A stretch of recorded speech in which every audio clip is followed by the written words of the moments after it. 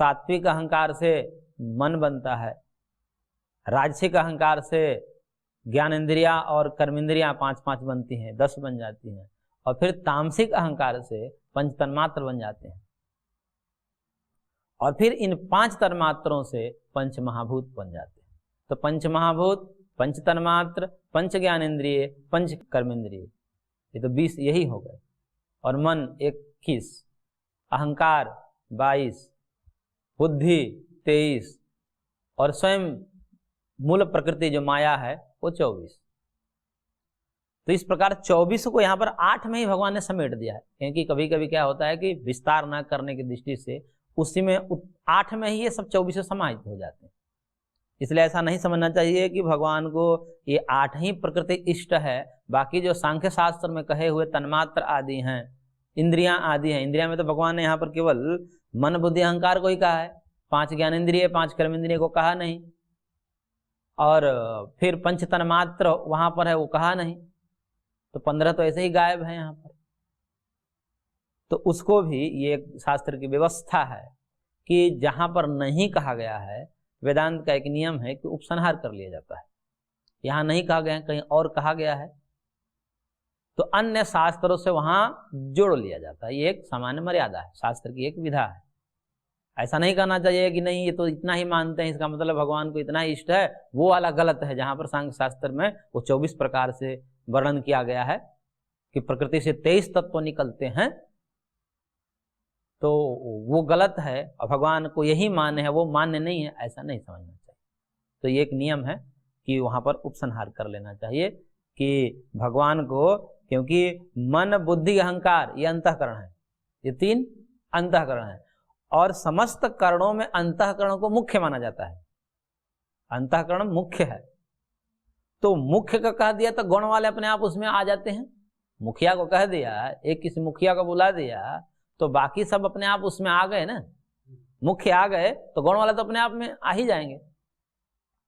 तो ऐसे ही अंतःकरणों में मन बुद्धि अहंकार को ले लिया, तो बाकी जो 5 ज्ञानेंद्रियां हैं 5 कर्मेंद्रियां हैं, ये तो इनसे नियम में है मन बुद्धि अहंकार से, ये अपने आप तो कुछ कर नहीं सकते। इंद्रियां आंख नाक कान आदि जो इंद्रियां हैं ज्ञानेंद्रिया, और वाक पाणी पाद पाई उपस्थ जो कर्मेंद्रियां हैं, ये बिना मन बुद्धि अहंकार कुछ कर ही नहीं सकते, ये अपने विषय को ग्रहण ही नहीं कर पाएंगे।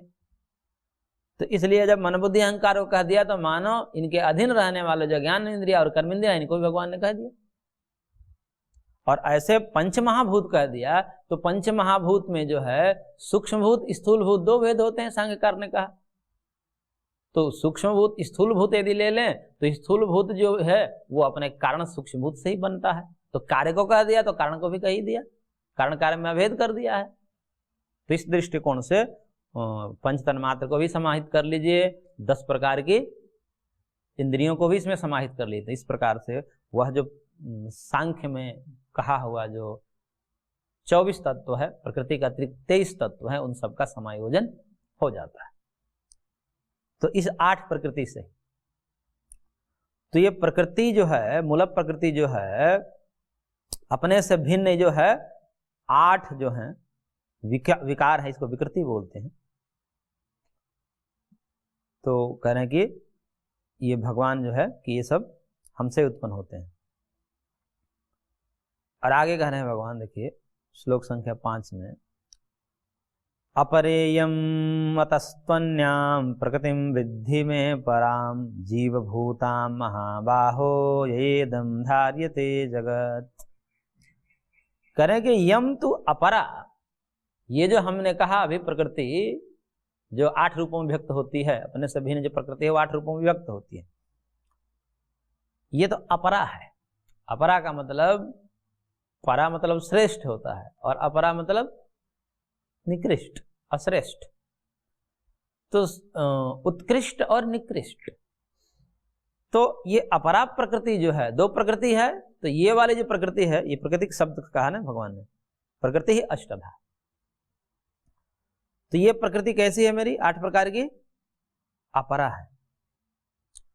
इसलिए हे महाबाहो इतः अन्यम, इससे जो दूसरी एक मेरी प्रकृति है, यया इदम जगत धार्यते, जिससे ये जगत धारित है, जगत धारित है। वो कौन सी है? मैं जीवभूताम पराम प्रकृतिम विद्धि, वह जीव रूपी जो मेरी प्रकृति है, वो परा प्रकृति, श्रेष्ठ प्रकृति है, उसको तुम समझो। यानी कि दो प्रकार की प्रकृति हो गई, परा प्रकृति, अपरा प्रकृति। तो जो परा प्रकृति है वह श्रेष्ठ है, क्योंकि वही इस जगत को धारण की हुई है। चेतन शक्ति जो है वही इस जगत को धारण की हुई है। यदि चेतन शक्ति नर है तो जगत छिन्न भिन्न हो जाएगा। शरीर को ही ले लीजिए, इससे शरीर से चेतनता निकल जाए तो क्या हो जाए? सड़गल जाएगा, शरीर सड़गल जाएगा। ये धारित है, यानी कि ये है तो अधम शरीर। देखिए ये विकारवान शरीर है, शरीर विकारवान है, ये तुरंत सड़ जाएगा। लेकिन उस चेतन जो नित्य शुद्ध बुद्ध मुक्त तत्व, चेतन तत्व है, इतना शुद्ध तत्व है कि शुद्ध तत्व के प्रभाव से ये अधम शरीर भी बहुत दिनों तक ऐसे ही रह जाता है।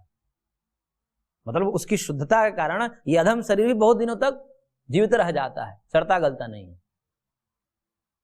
और वो जिस समय निकल जाता है तो देखिए 24 घंटे में क्या स्थिति होने लगती है शरीर की। तो इसलिए ये दो प्रकार की प्रकृति, एक श्रेष्ठ प्रकृति हो गई क्योंकि विकारवान है, और एक अविकारवान जो शुद्ध है। तो एक अशुद्ध है, एक शुद्ध है। एक बंधन में डालती है और एक हमें अपने स्वरूप में प्रतिष्ठा दिलाती है, वो हमें मुक्त करती है। तो इस प्रकार से जो मेरी श्रेष्ठ प्रकृति है वह जीव रूप में, जिसको सांख्य ने पुरुष शब्द से कहा है, वो जीव रूपी जो मेरी परा प्रकृति है, उसको तुम समझो। और ये जो है बाकी जो जड़ समुदाय प्रकृति और प्रकृति के से उत्पन्न जितने भी पदार्थ हैं, यहाँ अष्टधा कहा और वहां पर सांख्य में 23 कहा, तो सारे कैसी हैं? अपरा प्रकृति। तो परा और अपरा ये दो प्रकृतियां हैं भगवान की, और इन दोनों ही प्रकृति, आगे भगवान कह रहे हैं कि इन दोनों ही प्रकृतियों के मेल से, ये मेरे दोनों प्रकृति है परा और अपरा प्रकृति, इन्हीं दोनों के मेल से ही जगत बनता है। इसी के लिए आगे भगवान कह रहे हैं 6 नंबर श्लोक में, एतद्योनीनि भूतानि सर्वानित्युपधारय अहम कृष्णस्य जगतः प्रभवः प्रलयस्तथा। करके इति उपधारय, ऐसा समझ तुम कि सर्वाणि भूतानि एतद्योनीनि अहम कृष्णस्य जगतः प्रभवः तथा प्रलय। ये सारे भूत जो हैं इन्हीं दोनों से उत्पन्न हुए हैं, ये दोनों ही इसके योनि है, कारण है। ये सारा जो कुछ भी जगत दिखाई दे रहा है हमारे सामने, वो सारा जगत ये मेरी परा और अपरा प्रकृति से ही उत्पन्न हुआ है। देखिए इसमें दो हैं, मूल में दो हैं, आपको दो दिखेगा, एक तो जड़ समुदाय दिखेगा और एक इसमें चेतनता दिखेगी। तो जो चेतनता है वह तो परा प्रकृति है, श्रेष्ठ प्रकृति जीव है, और जो ये अधम शरीर है, जड़ समुदाय है, यह अपरा प्रकृति जो है माया है, और माया का विकार है। प्रकृति और प्रकृति की विकृति, प्रकृति हो गई मूल, जिसे माया शक्ति त्रिगुणात्मिका कहते हैं। त्रिगुण, माया, अजा, अव्यक्त, प्रधान, ये सब उसके नाम है। तो उस माया जो भगवान की शक्ति है, और उससे जो भी चीजें उत्पन्न होती हैं, मन, बुद्धि, अहंकार, इंद्रियां, तन्मात्र, पंचभूत, या ये जो जगत, ये सब उसके विकृति है। तो प्रकृति और विकृति, तो प्रकृति विकृति को दोनों मान लेते, सब प्रकृति रूप या भेद कर देते, प्रकृति रूप ही है। और फिर पुरुष जो जीव है, इन दोनों के मेल से चल रहा है जगत। ये हमारा शरीर को जगत मान ले, जगत का ही अंश है, तो शरीर भी हमारा जगत है। तो हमारा शरीर भी दो तत्वों से मिलकर बना है, एक जड़ एक चेतन, एक प्रकृति और एक पुरुष। इन दोनों ही के मेल से ही उत्पन्न है। तो पूरा जगत ही भगवान कह रहे हैं कि ये दो के मेल से बना हुआ है, प्रकृति और पुरुष से। तो जो कुछ दिख रहा है सब प्रकृति है। एक तो हो गया कि जड़ समुदाय, जैसे पत्थर हैं, नदियां हैं और रेत हैं, ये सब जो है मिट्टी हैं, ये जो भूमि है, ये सब जो विस्तार दिख रहा है सब जड़ है। और इसमें भी जो स्थावर हैं, जंगम हैं, ये जो है प्राणी रूप में, प्राणी वर्ग और जड़ वर्ग दो है तो समुदाय में, भूमि, पर्वत, बालू, जल, वायु, तेज, आकाश, ये सब विस्तार क्या है? ये जड़ वर्ग है।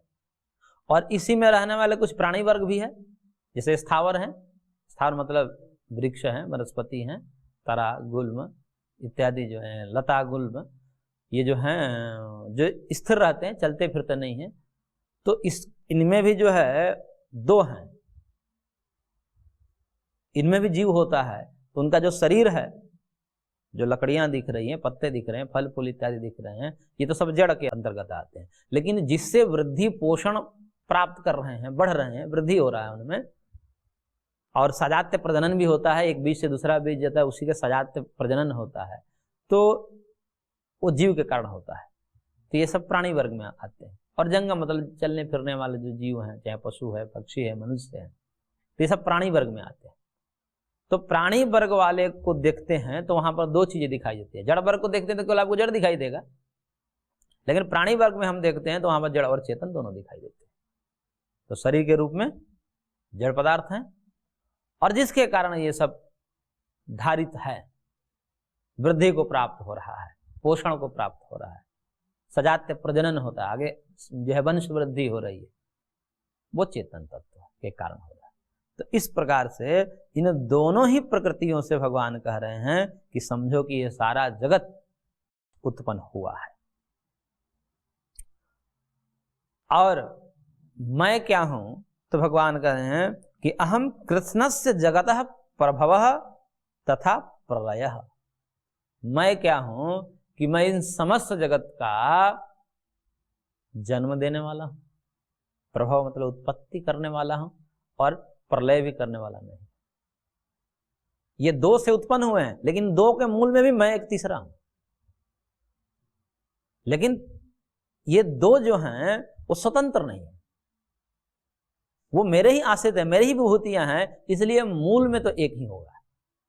यदि उस दृष्टिकोण से देखें तो ये परा प्रकृति और अपरा प्रकृति, यानी कि जीव और प्रकृति, माया, तीन तत्व कहे जाते हैं। माया, जीव और ईश्वर, ये तीन तत्व हैं। तीनों को नित्य माना जाता है, अनादि माना जाता है। ये अनादि तत्व हैं तीनों। लेकिन ये तीनों अनादि तत्व में जो दो जीव और प्रकृति हैं, ये स्वतंत्र नहीं है, ये भगवान पर आश्रित हैं। भगवान इनके नियंता है, इनके प्रेरक है, नियंत्रक है। इसलिए इन दोनों से तो उत्पन्न होता है, क्योंकि जगत की उत्पत्ति के लिए कोई रॉ मटेरियल चाहिए। जैसे घड़ा बनाते हैं तो घड़ा को बनाने के लिए मिट्टी चाहिए, कोई रॉ मटेरियल चाहिए। इसलिए जगत जब बना है तो जगत ऐसा ही थोड़े था पहले जगत ऐसा नहीं था। नासदीय सूक्त में पढ़िए, उसमें सारा वर्णन कि जगत उस समय था ही नहीं। न ये धरती थी, न आकाश थी, न ये चंद्रमा था, न तारे थे, न आकाश थे, न अंधकार था, न दिन था, न रात था। ऐसी वर्णन आता है वहां पर। तो इस प्रकार से जगत इस रूप में नहीं था, लेकिन इस रूप में आया है, तो इसी कोई पदार्थ तो चाहिए, रॉ मटेरियल तो चाहिए इसका, जिसे उपादान कारण कहते हैं। तो वो उपादान कारण, क्योंकि ये जगत जड़ है तो कोई उपादान कारण जड़ ही होगा, ऐसा अनुमान से कहते हैं। तो माया जो है त्रिगुणात्मिका, वो जड़ है, इसलिए वो रॉ मटेरियल चाहिए। लेकिन ये जड़ किसके लिए होगा? तो एक नियम आता है, संघात परार्थत्वात्। महर्षि कपिल ने कहा कि जो संघात वाले पदार्थ होते हैं वो किसी दूसरे के लिए, अपने लिए नहीं होते। संघात का मतलब होता है कि जैसे त्रिगुण हैं, सत्व रज तम है, इन तीनों में तीन गुण हैं, सत्व रज तम। और सत्व रज तम आपस में मिलकर के बुद्धि तत्व का निर्माण करते हैं, वही आपस में मिलकर के अहंकार का निर्माण करते हैं, वही आपस में मिलकर के सब जगत का निर्माण करते हैं। उसमें जो है मात्रा बस भिन्न हो जाती है, भगवान ही जाने क्या मात्रा है, किस प्रकार की मात्रा, कितने सत्व चाहिए, कितना रज चाहिए, कितना तम चाहिए, किस बुद्धि बन जाए। उसमें थोड़ा सा और कम ज्यादा करें तो अलग एक पदार्थ अहंकार बन जाता है, उसी में थोड़ा सा अलग कर देते हैं तो मन बन जाता है। ऐसे करके जो 23 तत्व बन जाते हैं। तो वो एक रॉ मटेरियल चाहिए, लेकिन ये संघात में बनेंगे। संघात का मतलब चिपक करके, ये संघात का मतलब होता है कि वो द्रव्यारंभक संयोग एक होता है। संयोग मतलब इकट्ठा होना। जब तक इकट्ठा नहीं होगा, जब मिट्टी के कण फैले हुए हैं धूल रूप में, और जब इकट्ठा नहीं होंगे, पिंड रूप में नहीं आएंगे, इसको शेप नहीं मिलेगा, तब तक घड़ा रूप में नहीं आएगा। घड़ा जब तक नहीं आएगा तब तक कार्य होगा नहीं, क्योंकि भोग भोगने के लिए एक विशेष आकृति पदार्थों की होनी चाहिए। तो कारण से तो होना चाहिए, उसमें संघात होना चाहिए। और जो भी संघात वाले पदार्थ, ये सारा जगत क्या है? आप देखिए हमारे सामने जो चीज भी रखी हुई है, ये पुस्तक है, ये बिस्तर है, मकान है, जो भी है, ये सब क्या है? संगठित है, संघात वाले। तो संघात से मिलकर के बने होते हैं, और जो भी संघात होते हैं वह अपने लिए नहीं होते हैं। एक नियम है, जैसे कुर्सी है, वो भी अपने तत्वों से मिलकर बनी है, जो भी उसके प्लास्टिक है तो प्लास्टिक रूपी पदार्थ से मिलकर बनी हुई है। तो ये संघात वाले हो गए। तो कुर्सी रूपी जो संघात है वह अपने लिए नहीं होगी, कुर्सी कुर्सी के लिए नहीं होगा, मकान मकान के लिए नहीं होगा, बिस्तर बिस्तर के लिए नहीं होगा, यानी कि अपने लिए नहीं होगा। तो जितने भी संघात वाले पदार्थ होते हैं वो अपने लिए नहीं होते हैं। तो ये शरीर है तो ये हमारे लिए होगा, किसके लिए होगा? शरीर जो है ये भी तो क्या है? संघात है, पंचभूतों से मिलकर बना है। तो ये भी किसके लिए होगा? शरीर शरीर के लिए नहीं होगा।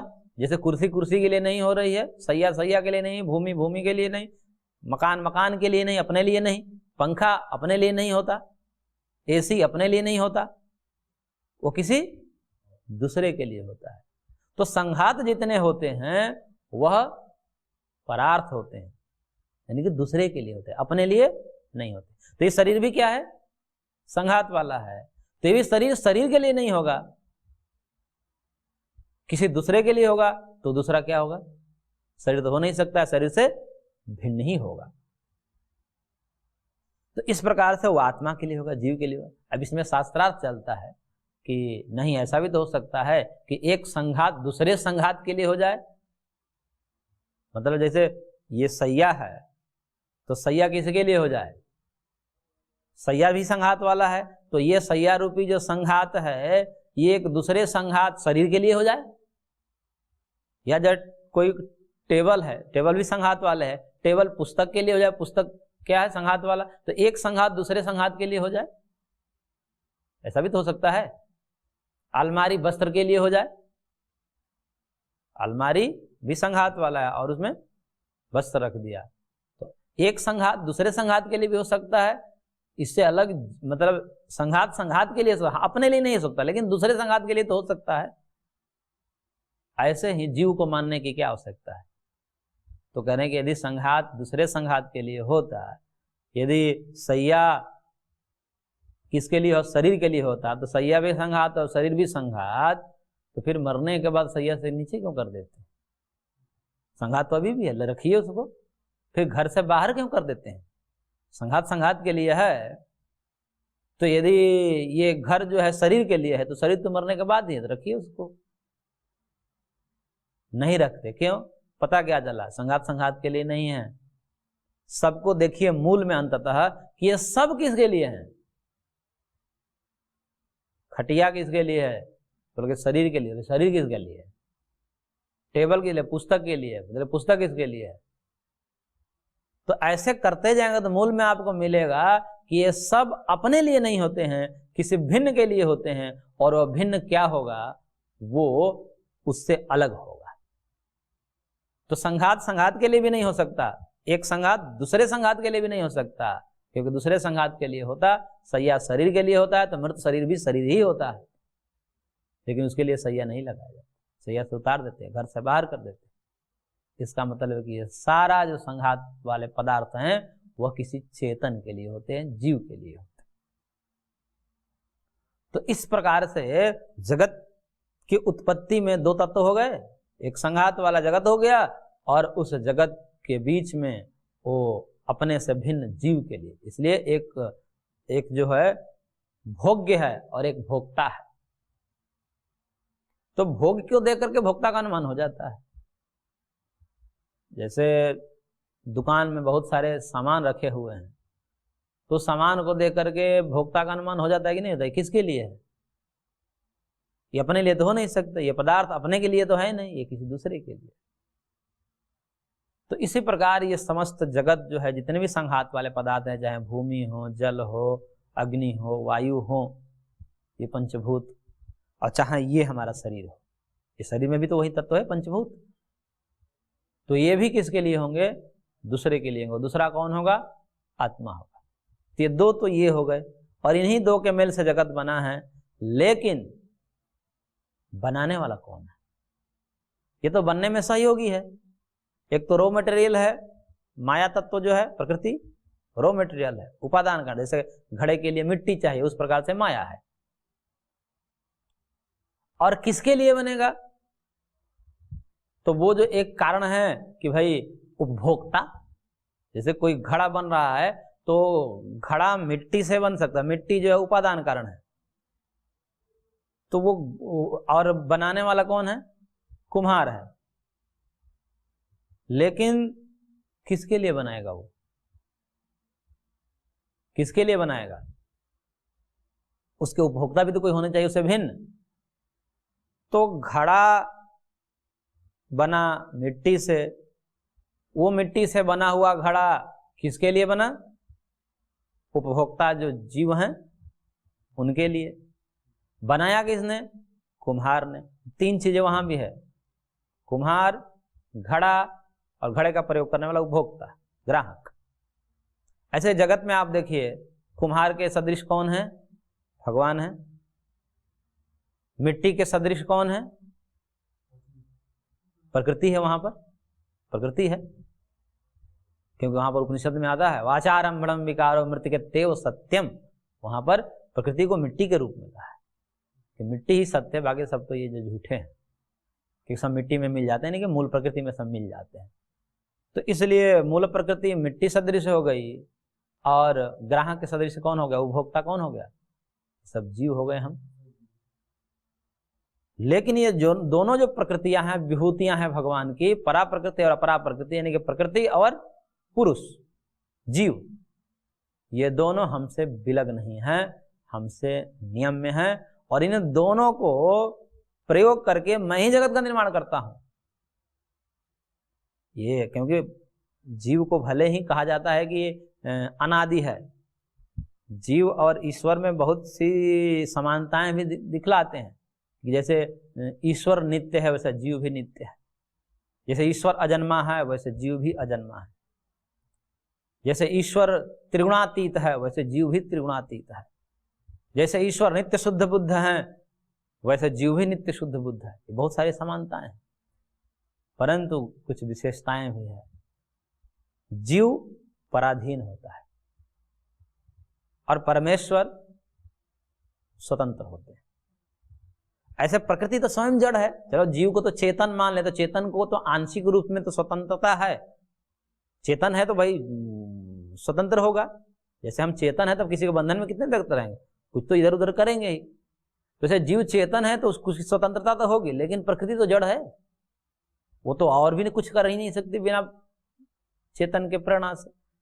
तो वो भी नियम में है और जीव भी नियम में है। नहीं तो जीव नियम में नहीं होता तो जीव को जो माना है उस गर्भ में जाए, जो जहाँ वो जन्म ले, जैसे चाहे उसको मृत्यु होवे, जैसा चाहे आप स्वेच्छाचार होकर के घूमे, परंतु नहीं होता। नियंत्रण भगवान करते हैं सबके ऊपर। इसलिए भगवान इनके क्या है? नियंता है। इसलिए भगवान ने कहा कि इन दोनों से जगत की उत्पत्ति होती है, लेकिन एक तीसरा जो मैं हूं, इस जगत के उत्पत्ति करने वाला भी हूं और संहार करने वाला भी। और उत्पत्ति संहार ले लिया, आदि और अंत ले लिया, तो मध्य में जो पालन करता भी ले लेना चाहिए। क्योंकि भगवान ने यहां पर क्या कहा? जगतः प्रभव प्रलयस तथा, जगत की उत्पत्ति और प्रलय करना। तो उत्पत्ति तो एक छोर हो गया आदि, और प्रलय अंत। तो कोई भी चीज आदि अंत तक जाएगी तो उसका मध्य भाग हुए बिना रहेगा? मध्य भी तो होगा। आदि ले लिया, अंत ले लिया, तो मध्य भी अवश्य होगा। तो भले कहाँ नहीं तो भी उत्पत्ति, स्थिति और प्रलय, ये तीनों ले लेना चाहिए। तो इस प्रकार से भगवान ने यहाँ पर कहा कि इन दोनों से ही सारे भौतिक जगत की उत्पत्ति तो होती है, परंतु मैं जो तीसरा हूं, इन समस्त जगत के उत्पत्ति, स्थिति और संहार, ये तीनों करने वाला होता है। इसलिए कहा, उपनिषद में कहा, तैत्तिरीय उपनिषद में, यतो वा इमानि भूतानि जायन्ते येन जातानि जीवन्ते यत् पर्यन्ति अभिसम विशन्ति तद् विज्ञासस्व तद् ब्रह्मेति। ये सारे भूत भौतिक पदार्थ जगत जिससे उत्पन्न होते हैं, जिसमें स्थित हैं और अंततः जिसमें विलीन हो जाते हैं, उसे ब्रह्म कहते हैं। उसे ही जानना चाहिए, वही जानने योग्य है। तो ये भगवान के लक्षण है। तो भगवान कौन है? ये सब उपासना में चीजें काम आती है। हम उपासना करते हैं किसको? वो कौन है? तो बोलते कि वो ऐसे हैं जो समस्त जगत के स्वामी हैं, सारे जगत अखिल कोटि ब्रह्मांड नायक हैं, उनसे समस्त जगत की उत्पत्ति होती है, वही पालन कर रहे हैं, तो उसमें विलीन हो जाएंगे। तो इस प्रकार से भावना करनी पड़ती है। वो अनुग्रह करते हैं, वो निग्रह करते हैं। ये सब प्रकार से जो है भगवान के स्वरूप का धारणा करके भावना बना के सब काम आएंगे उपासना में। इसलिए यहाँ पर तत्व ज्ञान है ना, ज्ञान विज्ञान है, तो ये ज्ञान विज्ञान किस काम आएगा? इसका विनियोग कहाँ करेंगे? उपासना में करेंगे, उपासना में करेंगे, वो भाव लाएंगे कि भगवान कैसे हैं, तो जगत की उत्पत्ति करने वाले हैं, स्थिति करने वाले हैं, प्रणय करने वाले हैं, निग्रह और अनुग्रह करने वाले हैं। तो इस प्रकार से यहाँ पर भगवान ने कहा। आगे और हम इसको पढ़ेंगे। आज की कक्षा को हम यहीं पर विराम देते हैं, शेष अगले अंक में।